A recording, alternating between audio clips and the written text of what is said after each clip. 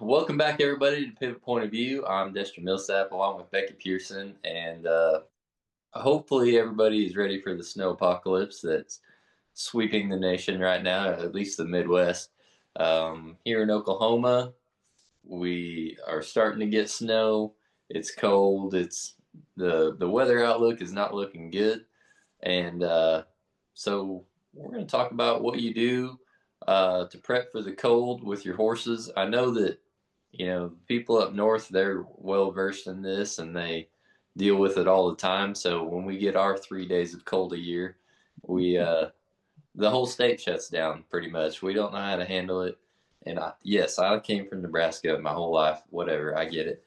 But I'm gonna tell you what, this wet cold down here will just freeze you out. It sure enough will. So yeah, we're gonna talk about some of that stuff now. Short story. So last night I get home from a basketball game and still had a little bit of prepping to do with my tank heaters and do some chores and stuff like that in the dark, in the cold. And I mean, it is just absolute, just ton of moisture in the air. It's freezing. I can't, the whole way home, I just can't get warm. The heater's blasting. So what do? I go right in the house and take a shot of Pendleton whiskey. Now we're not sponsored by them. This is Maybe purely. we should be. Let's I, work on you know that. what? If you're a Pendleton rep and you feel like you want to sponsor us, that's fine because I do drink your whiskey and I like it. But anyway, so I go straight and take a shot of Pendleton whiskey and just you got to just let it burn all the way down. All right, you got to let it burn it all out. Okay, burn all the cold out and all the way to your toes. Just man up. Don't chase it. Just, I mean, shoot it straight. And I don't think I've been cold since, to be honest. So that is my now. Look, disclaimer: I don't have any heavy machinery to operate. If I did, I'd probably have a heater in that machinery. So little disclaimer: it was 11:30 at night, so I don't have nothing to do besides try to stay warm and numb myself up enough to go get chores done and make sure my tank heaters are working. So I don't know if that's a pro wisdom or if it only works for me. Maybe it'd take two shots for some of you. I don't know. I'm kind of a lightweight. I'm a cheap date. So one shot of Pendleton whiskey, let it burn it all the way down. If that ain't enough, hell, take another one. But you might wait a little bit. Yeah, there you go. So I'm reading a book right now that is written by a Dr. Lee, Li, and he talks about how we can boost our internal like thermogenesis, like keep you warm. And he talks about like cayenne peppers and chili peppers too. And so, and he talked a little bit in the book about, it burns on the way in and it burns on the way out. Well, the part of that is it does actually boost your body's burning metabolism for real. And as it goes throughout your entire digestive system. So if you're not a Pendleton drinker, you could try, some like cayenne peppers, maybe. So that'll keep you warm from the inside out. Moderation. Moderation. Quick story about cayenne peppers. Well, this, so this kid, I ain't even kidding you. I couldn't even make this up if I tried.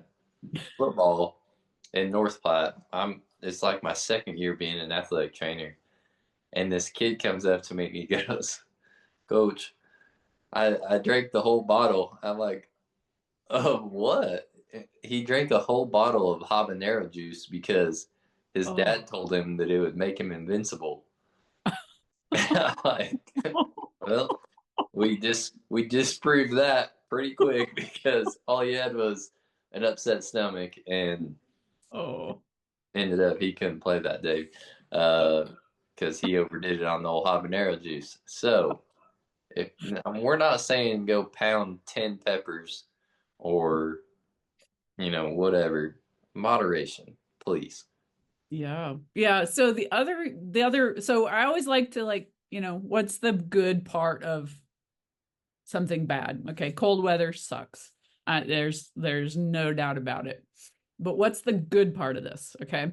So the good part is that it actually can stimulate your brown fat, and your brown fat is your good fat that burns the bad fat out of your body. So that's the other thing in this book that we're talking about, is that cold weather will stimulate your brown fat, and your brown fat is actually mostly like up around your neck and thyroid and your like your heart and all that, but it helps you get rid of, yes, exactly, you're stroking your chin.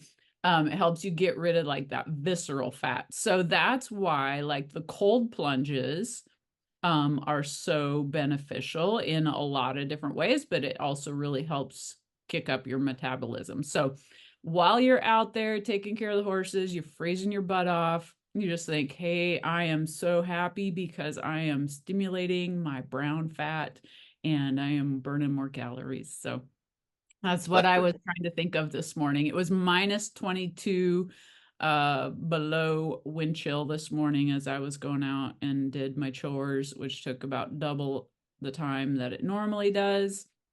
Chopping ice, that's a good way to burn calories. You know, you just got to love that, because I do have tank heater, but it can't keep up in this cold weather when, you know, you got a fair amount of water in there. So my I am really happy because my automatic waterers are working, but I don't have them in every pen for the horses. So yeah, I still have to chop some ice, but it's it's okay.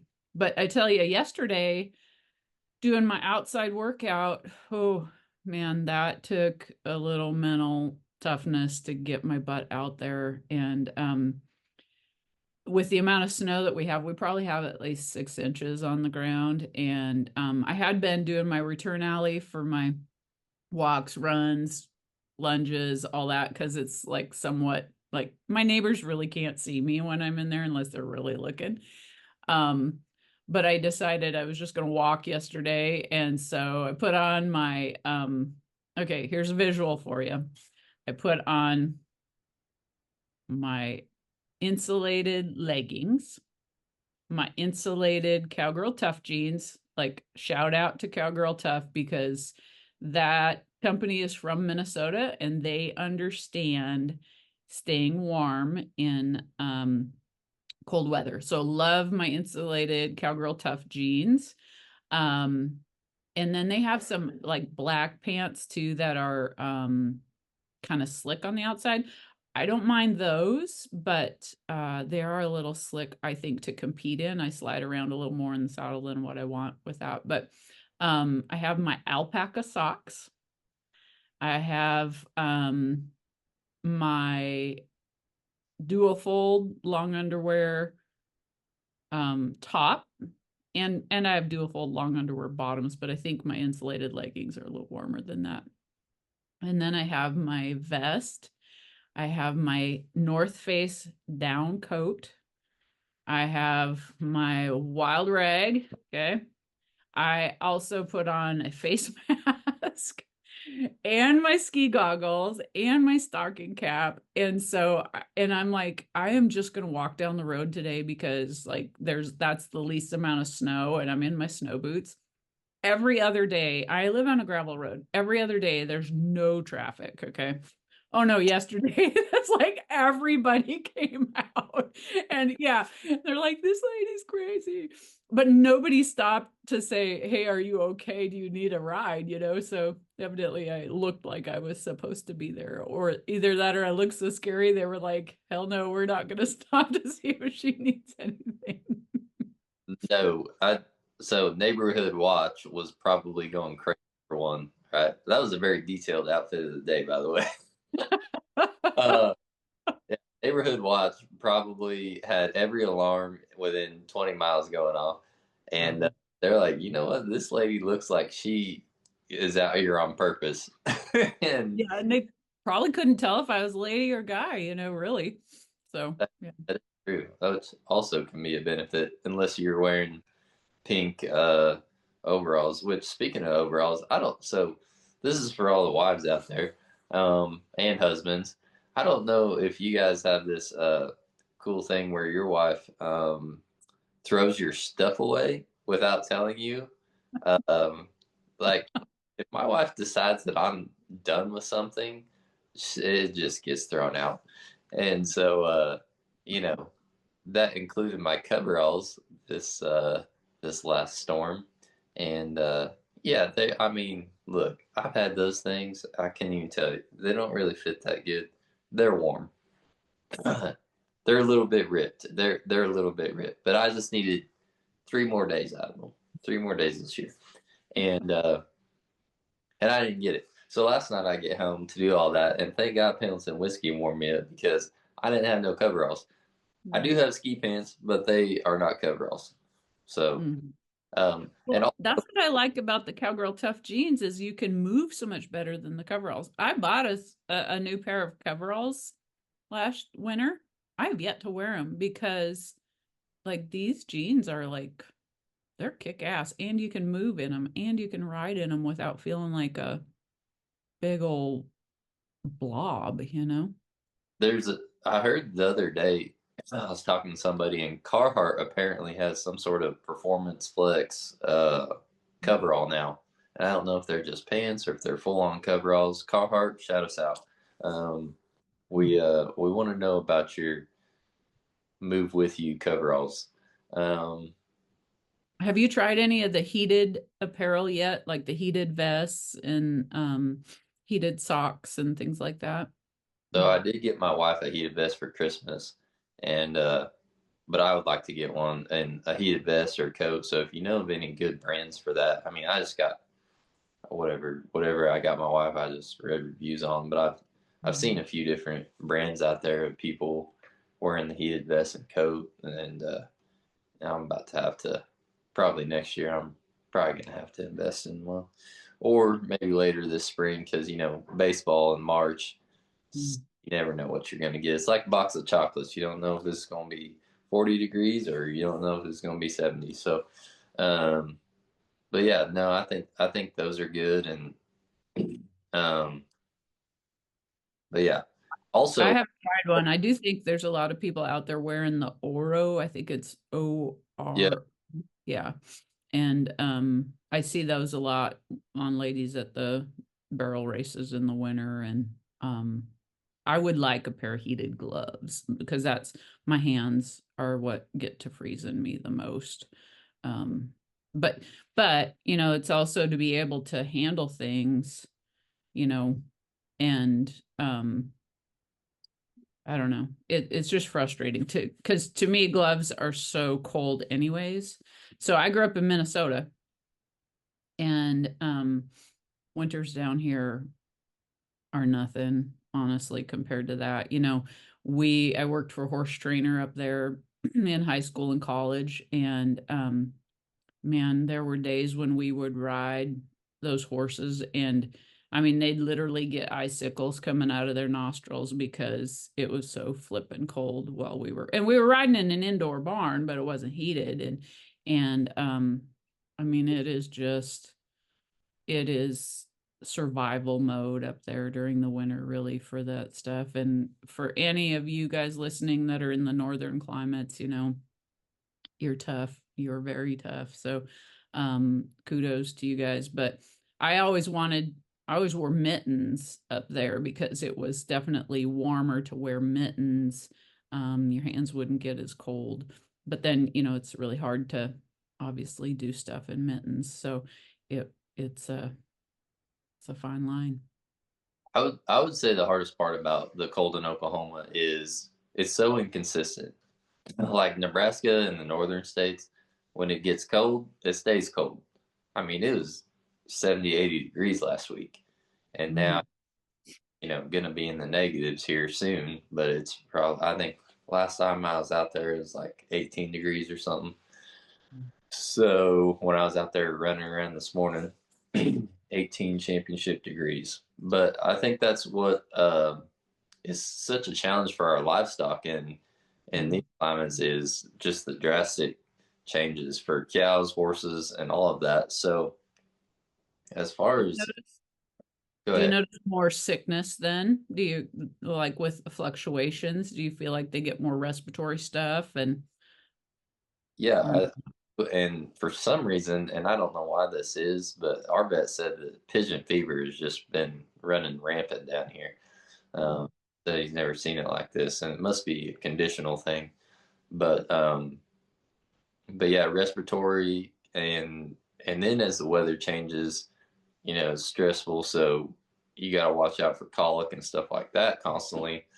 And so what we do is we use that Formula One noni papaya, and we'll put it in their feed, and it helps settle their stomachs and everything else, and help reduce some of that stress, so they handle those weather fluctuations a little better. So anytime I know there's a big change in weather coming, man, I always hit them with that, so they don't get upset stomachs, and we have even more of a wreck with the oncoming weather. But um, yeah. and I never used to really blanket a lot Hmm. till I moved down here, and you have to, because a lot of the times they won't get a sufficient winter coat. And let's talk about blanketing a little bit. One, I want to know kind of your opinion on when to blanket and stuff like that. I've been doing some reading, and a lot of it has to do with understanding your horse's coat. Are they clipped? Are they not? Are they stalled? Are they outside all the time? I mean, you know, as far as there's general guidelines, like, and I don't even know how accurate these are, but they said anything below 60 for a clipped horse probably be blanketed. Anything below 40 for a moderate coat, and then if they got a heavy winter coat, anything below freezing probably, 25, 30 degrees. So just some general guidelines, but I know a lot of people up there don't really blanket if they just have a good winter coat. Yeah, and I did research this a few years ago, because we have not been much on blanketing. Now, right now, yes, all of our horses that have been saddled, they earn the right to get a blanket, and they're blanketed right now. If they haven't had a saddle on, I am not going to take my life in my own hands trying to get a blanket on an unbroke yearling or 2-year-old. That is super annoying. And I'm like, you guys can run around and fend for yourselves. But, the biggest things that all the research that I saw was, if they have their winter coat, like as long as you have shelter for them to be able to get in out of the moisture and wind, they should be fine. And keeping feed in front of them all the time, keeping hay in front of them all the time, so that they can burn those calories through the food that they eat. And so I'm not a big blanketer, and especially when I had to commute a lot, because I didn't want them to be blanketed and it's cold in the morning when I leave. And if it's going to get up to like 50 degrees that day, then have them start sweating while I'm gone and I can't take their blanket off.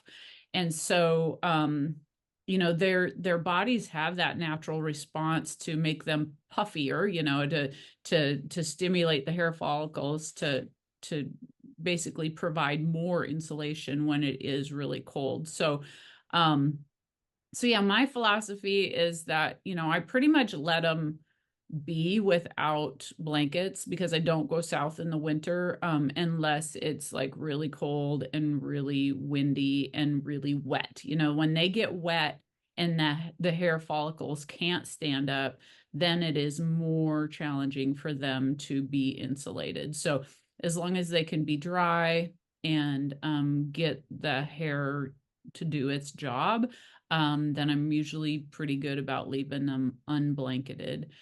Again, that changes when you have, when like if you're trying to get a mare to cycle early and you have them under lights, or you have them under lights because of competition to keep their hair um slick and looking good. So yeah, you have to take all of that stuff into consideration. But the biggest things I think in the winter for horse care is they have adequate shelter, that they have adequate water. They cannot be expected to eat snow. You may have to go out and break your ice, morning, noon, and night, multiple times a day so they can get a drink. A couple of years ago, we had one of our really good mares. She started a colic in the middle of a brutal snowstorm. And I'm like, there is no way that I'm going to be able to get her anywhere. And so um, we had some Banamine. We got her started on that. We also had, we started using, I think it's called Colic Ease. It's from Silver Lining Herbs, and it's a paste. And you can give it to them at the first sign of stomach upset.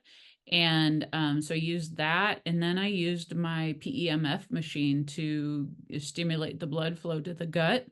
And we hand walked. And because I mean, I looked at her and I said, honey, we've got to work this out. We've got to figure this out. I mean, she was bad. She was rolling, she was down. I mean, she was definitely uncomfortable.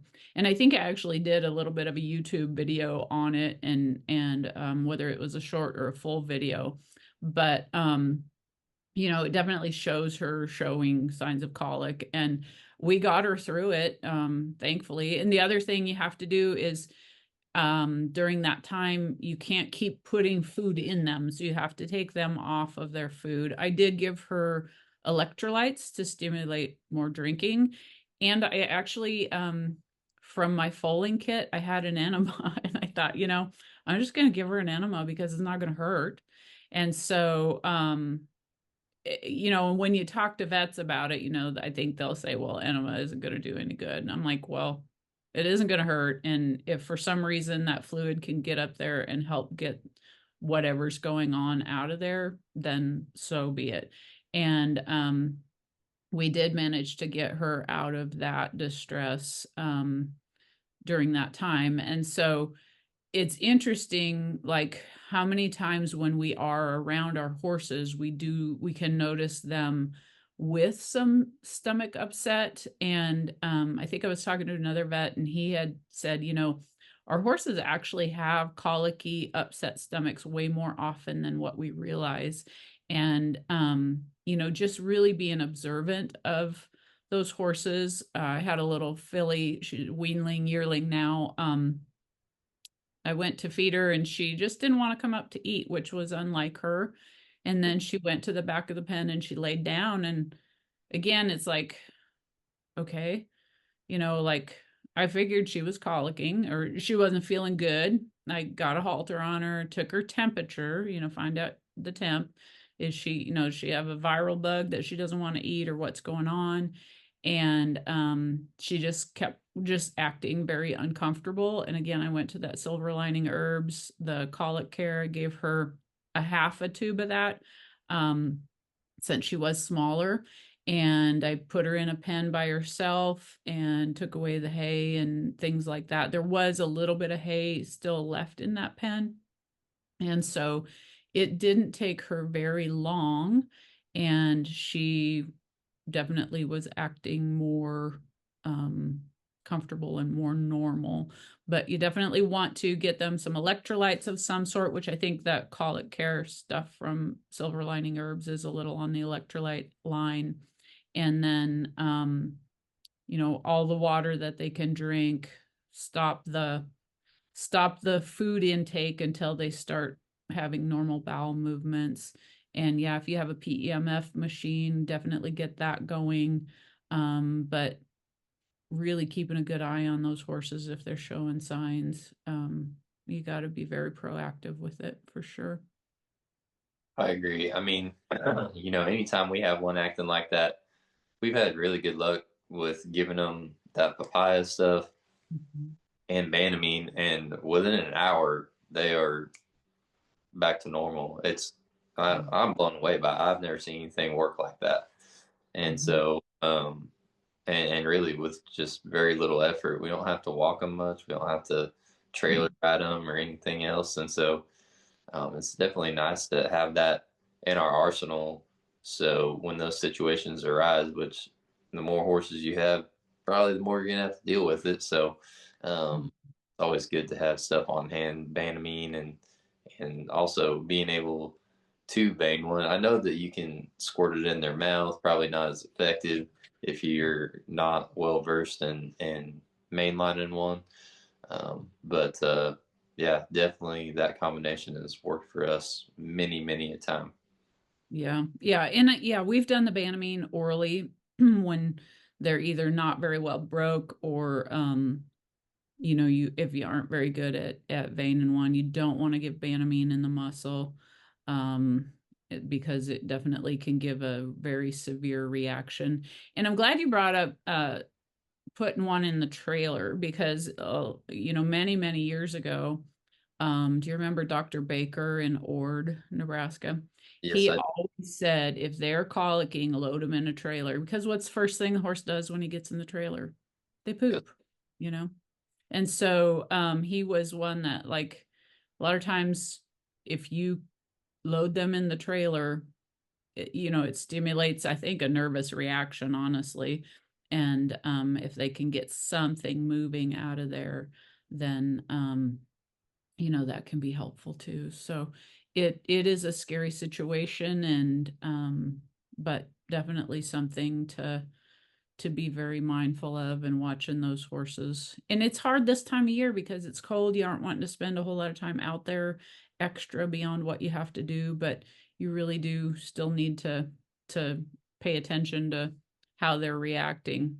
The other bad cold winter thing that is probably just more annoying than anything else, but if you have shod horses and it's snowy and cold, like the snowballs that build up on their hooves, super annoying. I only have one horse right now with shoes on here at home, and it's big because he just can't be without because of his issues that he has. Normally we have Equipack in the bottoms, and so that does help. And I do think there's some products out there now, like there's some icebreaker pads that your farrier can put on under their shoes to keep the snow from building up in there. But I did have to took my old screwdriver out. That's what I feel like is the best tool to get your snowballs broke out of your horse's feet. I just get to work and hacking away with the old screwdriver and get them popped out of there. And um, if somebody else has some great ideas, we'd love to hear in the comments. Like, what do you do to keep those snowballs from building up? It's just irritating. Going back to they do burn a lot of calories when it's cold out, and so making sure that they have plenty of feed in front of them, and that's another reason that two blanket one is it just helps them. Like if they're something that has a thinner coat or is an older horse or just doesn't regulate their body temp very well, having that blanket will help them not have to burn as many calories in order to keep in good shape throughout this cold snap. Yeah, for sure. And that I know there's been some discussion like people that feed with hay nets in this cold weather, can a horse really get adequate hay from the hay net? And I think it really is a case by case basis. Um, I typically will leave the hay nets on everything in the cold weather. Just because I do feel like they can get it. I also feed supplemental alfalfa morning and night when it's really cold like this, and that's just loose, and they can get that quickly. My brood mare pen with my young horses, I do not have a hay net on that. I don't really want to restrict them on what they want to eat. It annoys the crap out of me because they make an absolute mess of that hay and they waste a lot of it. But I'm still a big fan of the hay nets even in cold weather. So do you guys use hay nets or how do you feed your hay? We used to. We would put some in.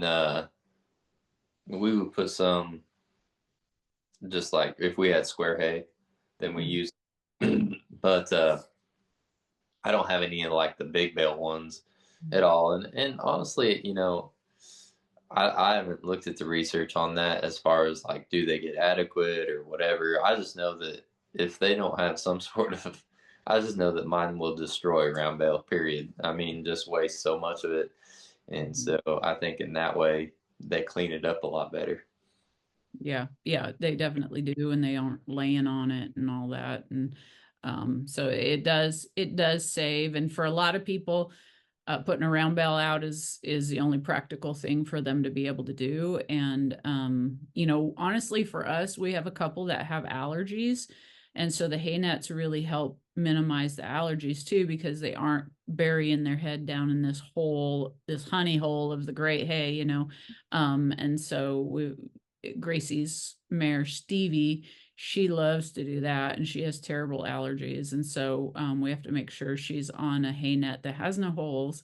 And so yeah, it helps with their respiratory health as well. So if you have one that is more sensitive to that in the winter, kudos to the hay nets. I love the Hay Chicks nets. I think they are probably the best quality of the ones that are out there for the big round bales for sure. We've tried a couple brands thinking we'd save a few dollars, but they're not nearly as nice. My calf horse in college would definitely have him a head hole. He was like an ostrich. I mean, you could tell he'd just go stand in that one spot and be buried his whole head in this round bale. The whole shake and bacon. He would always just bury his head in that bale, and he looked like he was gonna fall at about any time, all the time. So yeah, definitely can relate to that. Go also. Side note on the it's cold out. Don't want to go out and watch your horses.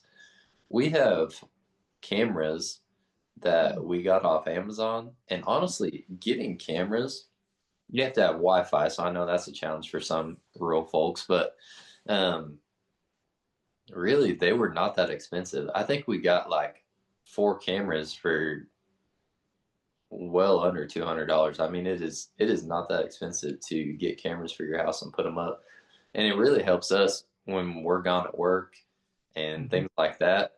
We have is it's an app on your phone, and you can tune into your cameras from anywhere and be able to see your horses out there and see how they're acting, and so that's something that we did that really really can be helpful in those situations. Yeah, yeah, I agree. We put up a couple cameras when we first moved to this property, and I put one where I could see the one set of horse pens, and then another to where I could see our pasture. And it was handy when in the spring when mares were getting ready to foal. I couldn't see them at night, obviously, but it was good. Like during the day, if I was at work, I could kind of see, okay, is she acting like she was normal?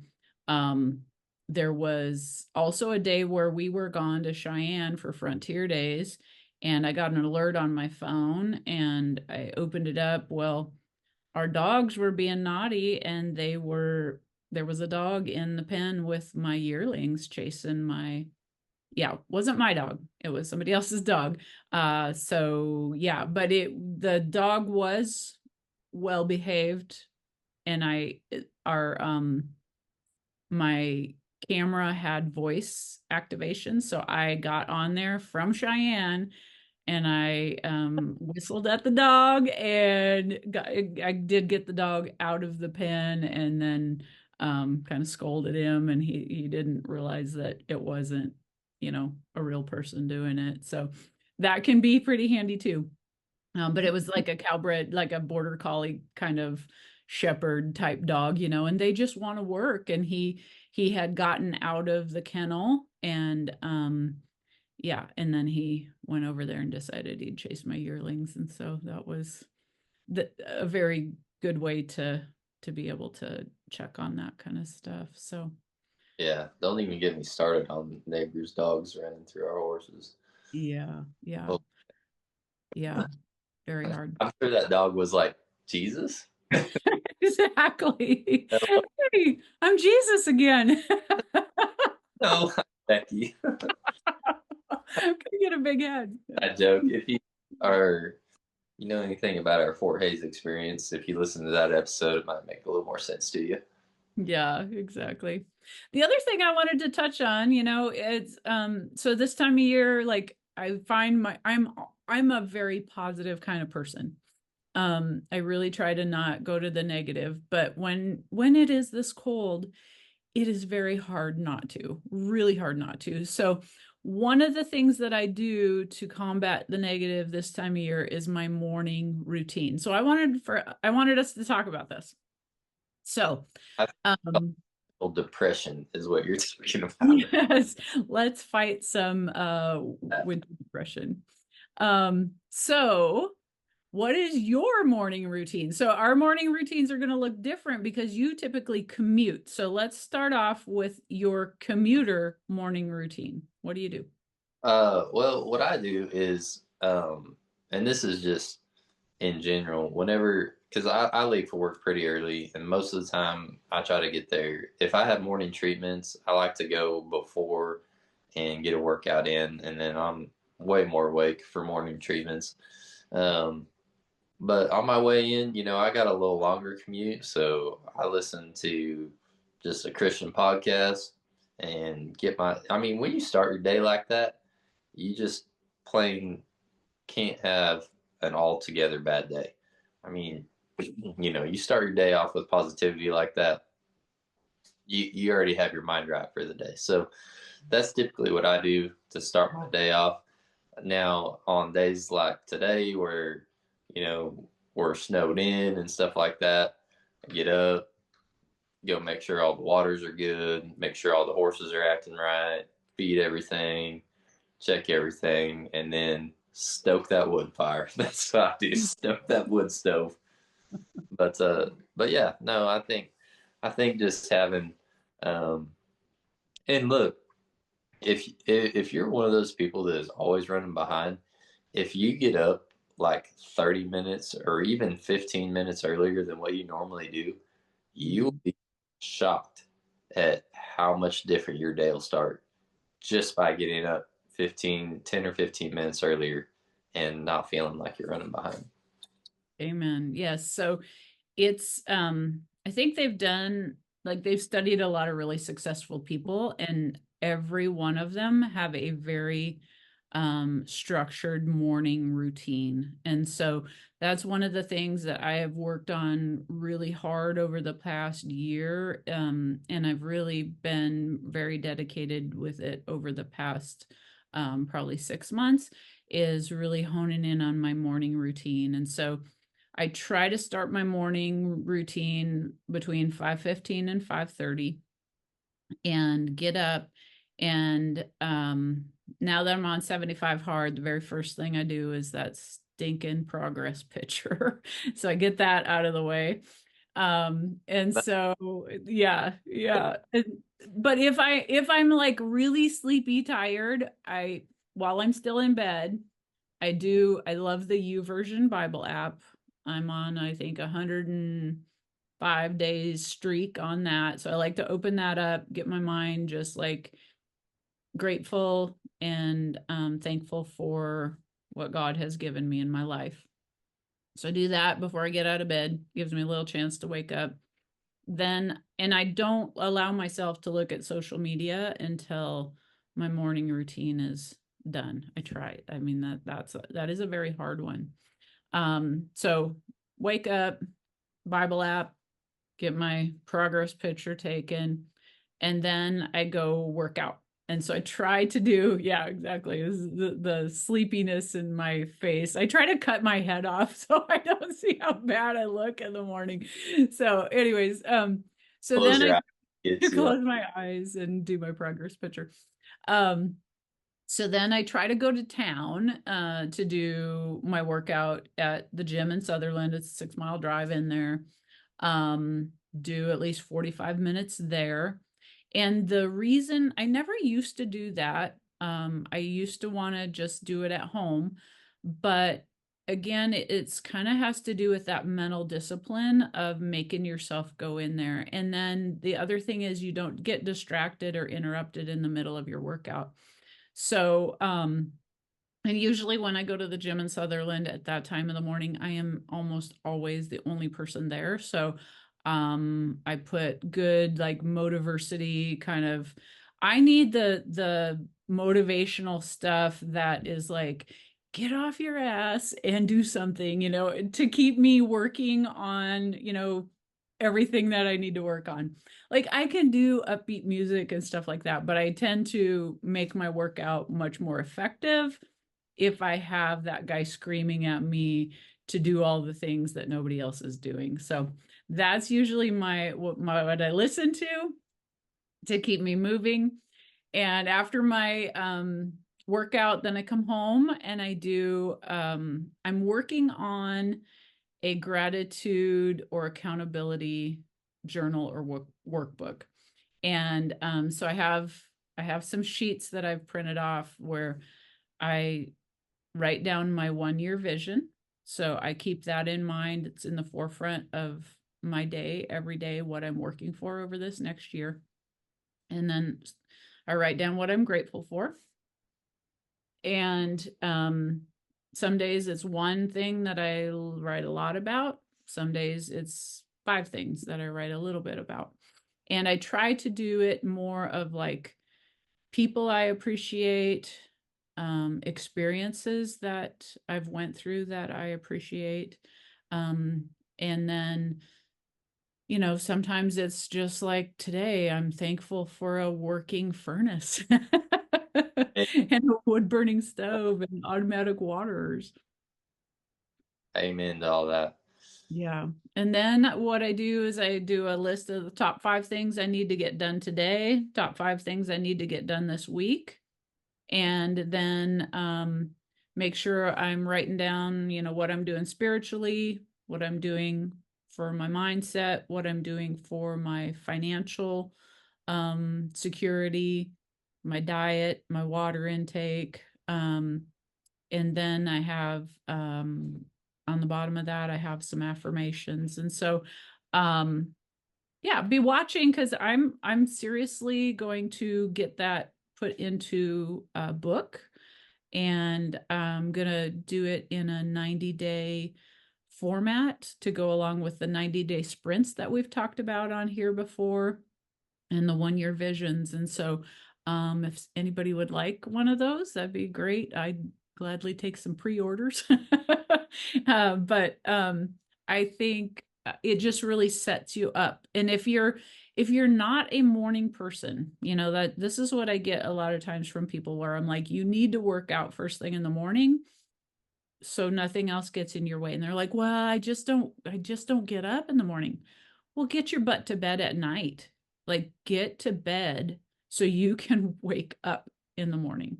Like I was not a morning person, but I've made myself become a morning person. The science is good on working out in the mornings too, just to how, metabolism and how your body reacts to morning workouts. The science is very good on that too. Yeah. Yeah, so I think your morning routine just sets the tone for your whole day. Because if I have a late night and I don't get up like when I should, I literally feel like I am running behind for my entire day. And so that morning routine just sets the stage for the rest of your day. And if you can do it before anybody else in your house gets up, like it gives you that peace and solitude that you need to focus and figure out what's the priority for today and Yeah, pre-plan, try to pre-plan your day actually the night before. Like I run everything through my Google Calendar on my phone so I know what I got going on and just try to plan accordingly. And man, it just builds the momentum and the fire that you need to get stuff done. yeah, I think just having direction on what you need to do each day is very helpful, and just taking the time to sit down and really think about stuff, especially if you're somebody who is forgetful or just has a lot going on.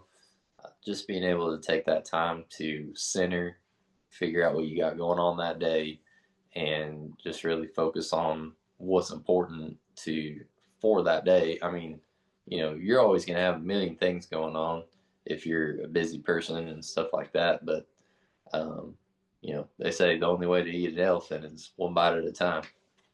That's right. Yeah. And so I think that just kind of, that sets the stage for the day. And if you're a person that you just can't seem to hit your goals that you set for yourself, like maybe it's because you aren't really having an intentional plan for each day and some small steps, like my big goal for this year, it actually has evolved. Now that I'm writing it every day, it's evolved a little bit. And my big goal for this year is to be able to have my pivot point business and my investments fund my lifestyle, so I don't have to punch a 9 to 5 clock anymore. Now there's days that I'm working way more than 9 to 5, but it's not in a brick and mortars building, just trading my time for money. And so that's my goal, is to have this stuff allow me to live the life that I want and the freedom that I want. And so, again, some days I'm going to work harder than if I was just going to the PT clinic and working for somebody else. But that's what I want my lifestyle to give me, is that freedom and that flexibility. And so it's been um, it's been a really neat transformation in my mind. Makes me contact people about what Pivot Point could do for them. It makes me do the marketing posts for Pivot Point. Like, how can, I really truly feel like what we're doing is amazing stuff for people, and just getting that information out there so that people can understand what we do. And I guess with that being said, please, if you find value in our show, please share it with others. We don't have sponsors. We pay for this out of our own pockets. And but we feel like the podcast is a great way for people to learn who Destri and I are and what we can do. And we do both virtual and in-person stuff. And so literally, if you're anywhere in the world, we could do a Zoom meeting with you and get you evaluated. We have a lot of experience, just hands-on working with people. And so much so that there's a lot of patterns that we see that we can identify even just through a video call. So it's better than nothing. Obviously, if we can see people in person, get our hands on them, that's the best. But if you are finding that you're out in the middle of nowhere and you don't have anybody close to you that you could go for help, like, give us a call. We'd love to try to help you out. Definitely. I love seeing the transformations, and I'm just about as blown away as they are, by how people have transformed over the past year in their pivot point journeys. So it's been a lot of cool stuff going on. Yeah. Yeah. And I also think that it's great that you write your stuff down every day, and you said that it's evolved. I mean, you're basically taking a portion of your day every day to brainstorm what you want things to look like. And I think that's so great. It's been a big game changer for me, for sure. And, like, it used to have a dollar amount on it. And then I found that the dollar amount kept changing. Whether it was, oh, I don't know that this is going to be enough for me to make in a year, or, oh my gosh, that goal is way too high for me to hit that in a year. And, and the other thing is, honestly, right now, my life is in such transition that I'm not sure how much I need yet to, like, on a budget wise, like, my life has changed so much in the past year and a half. Last year I had to spend a lot of money buying stuff for my property because we were getting it set up. And so a lot of those expenses aren't here this year. And now this year, in 2025, I'm not commuting, so I don't need as much money, for gas and vehicle maintenance and things like that. So that dollar amount does change for me right now.